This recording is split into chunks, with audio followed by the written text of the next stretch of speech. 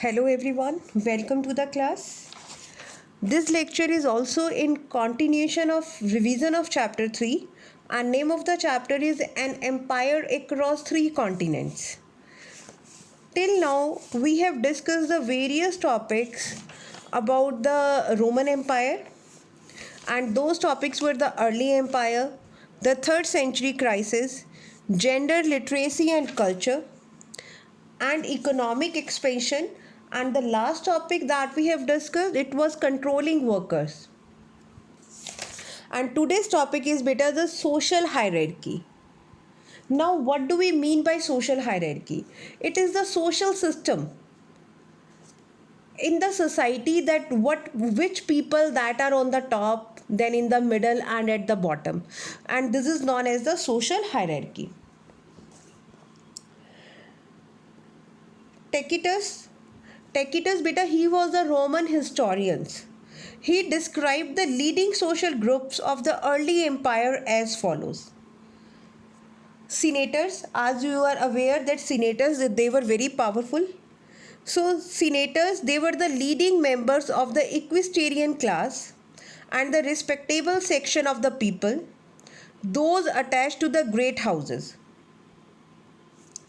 So they were at the top, and then the lower class, who tells us were addicted to the circus and theatrical displays. It means who were attached to the senators. Those form the second hierarchy because they were the followers of those senators. That is why they also became very powerful. And at the bottom there were the slaves. In the early 3rd century, when the senates numbered roughly 1000, and do you know, out of these 1000 members, half of the senators, they came from Italian families.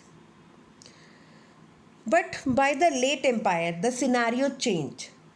By the late empire, which starts with the reign of Constantine I, and in the early part of the 4th century, the first two groups mentioned by Tacitus, the senators and the equites, had merged into a unified and expanded aristocracy, and at least half of all families were of African or Eastern origin.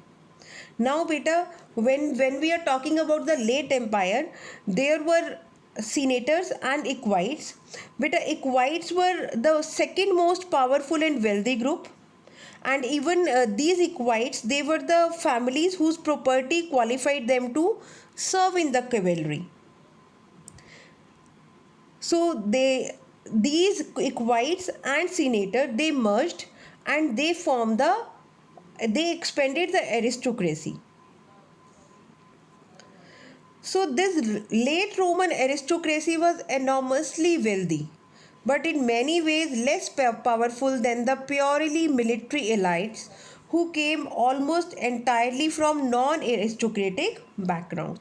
But like if we compare it with early empire, beta, their senators were most powerful.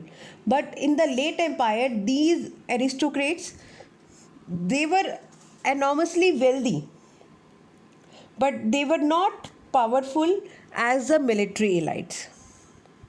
And even, do you know, at that time military people, they were from the non-aristocratic families, non-aristocratic backgrounds.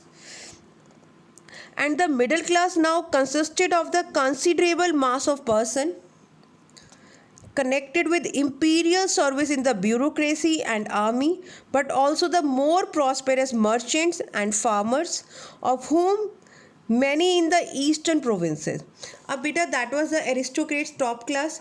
Then in the middle class, there were the mass of person who were either they were in the imperial service of bureaucrats, or they were in army, or there were prosperous merchants also. So Tacitus described this respectable middle class as clients of the great senatorial houses.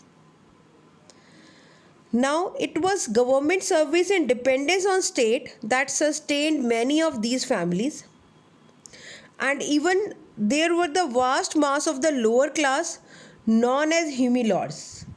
Beta, humilores, it is a Latin word and it means lower. They comprised a rural labor force of which many were permanently employed on a large estate. Like these workers, they were employed in industrial or mining establishments. Migrant workers who supplied much of the labor for the grain and olive harvest and for the building industries. Some of them, they were self-employed artisans also. And even it was said that they were better fed than wage laborers. Better these artisans, they were earning better than the wage laborers. A large mass of casual laborers, especially in the big cities, and of course the many thousands of slaves that were still found all over the Western Empire in particular. So now beta, by this paragraph, now we are aware about the social hierarchy in early empire as well as in late empire.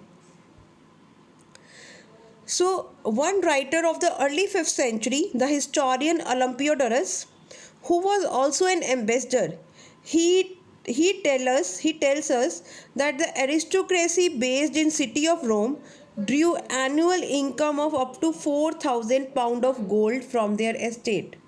Means these aristocracy, they were so rich and prosperous that their annual income was up to 4,000 pound of gold, and that they were not only they were getting from their estate, but counting the produce they consumed directly.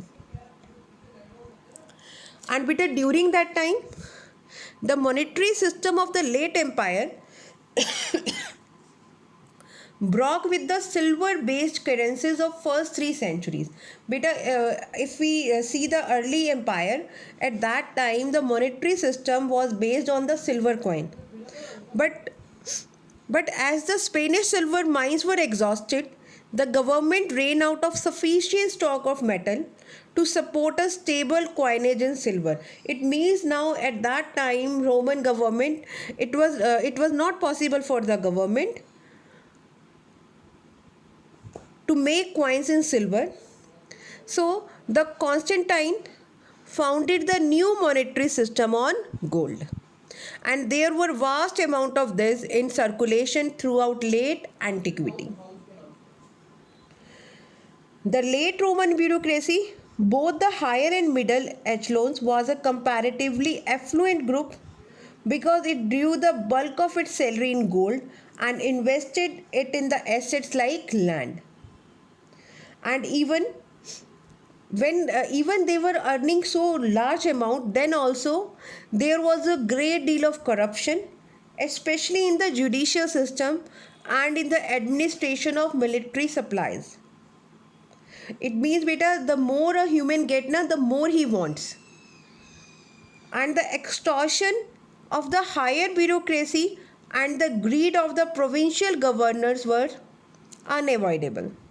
But government intervened repeatedly to curb these forms of corruption. Even government continuously it was doing work against corruption. But we only know about them in the first place because of the laws that tried to put an end to them. Because historians and other members of the intelligentsia, they announce such practices. And even this element of criticism is a remarkable feature of the classical world. The Roman state was an authoritarian regime and dissent was rarely tolerated, and government usually responded to protest with violence. So it means at that time even people were so wealthy that aristocrat class, they were getting salary in gold, but still corruption was spreading. And if anybody protested, that was now it became the remarkable feature of that time. Even a strong tradition of Roman law had emerged by the 4th century, and this acted as a brake on even the most fearsome emperors. Even emperors were not free to do whatever they liked, and the law was actively used to protect civil rights. It means now by that time judicial system, it was becoming strong, and even emperors were also not free to do whatever they liked. That is why in the late 4th century, it was possible for powerful bishops like Ambrose to confront equally powerful emperors when they were excessively harsh or repressive in their handling of the civilian population. Because that is why this was the reason, as by that time, uh, now the judiciary was becoming strong, and even emperors, they were also afraid of that judiciary, and they were not at all free, as per means whatever they wish they can do. So that is why now even like bishops, they were also equally powerful. So now these emperors, they cannot use the repressive measure on the civilian population. So beta, this was the topic about the social hierarchy. Hope all of you have understood the topic. Thank you and have a nice day.